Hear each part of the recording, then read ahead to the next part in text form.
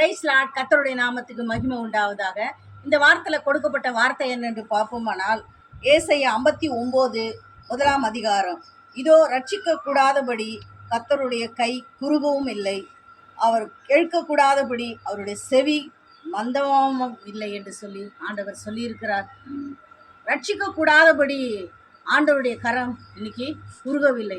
அவர் கரம் பார்த்தீங்கன்னா நீளமான கரம், ஆசீர்வதிக்கிற கரம். இன்னைக்கு அருமையானவர்களே, எத்தனையோ பேர் சொல்கிறத நம்ம கேட்குறோம். என் குடும்பத்தில் என் மனைவி ரட்சிக்கப்படல, என் கணவர் ரட்சிக்கப்படல, என் பிள்ளைகள் ரட்சிக்கப்படல, என் உறவினர்கள் ரட்சிக்கப்படலைன்னு சொல்லி அவர் ரட்சிக்க வந்த இயேசு கிறிஸ்து நம்மளை ரட்சிக்க அவர் வல்லவராக இருக்கிறார். நீங்கள் எது குறித்தும் கவலைப்படாதபடி இருங்கள். உங்களை யாவற்றின் ஜபத்தை கேட்பார், ஜபத்துக்கு பதில் கொடுப்பார். அவர் நிச்சயமாகவே ரட்சிப்பார். பொறுமையோடு இருங்கள், அவர்களுக்காக ஜெபியுங்கள். உங்களுடைய ஜபத்தை கேட்டு அனைவரையும் ரட்சிக்கும்படியாக ஆண்டவர் உதவி செய்வார். ஹல்லேலூயா, ஆமென்.